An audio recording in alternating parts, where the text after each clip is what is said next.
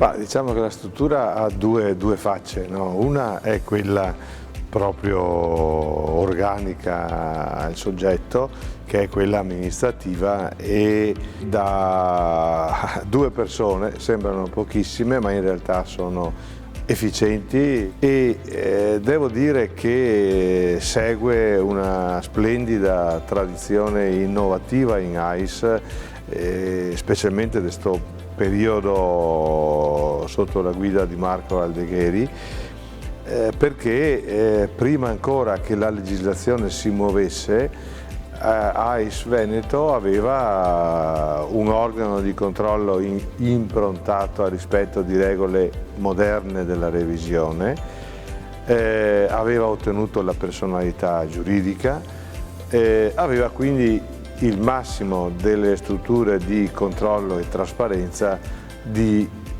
associazioni di questo tipo, nelle quali talvolta il volontariato significa anche non adeguatezza della formazione, no?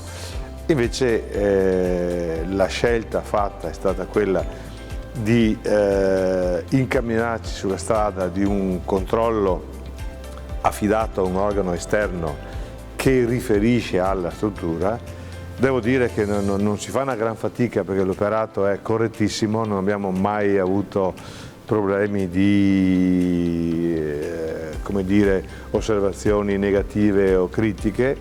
C'è una collaborazione reale con la struttura direttiva, il consiglio direttivo, il presidente, pur nella assoluta indipendenza dei ruoli.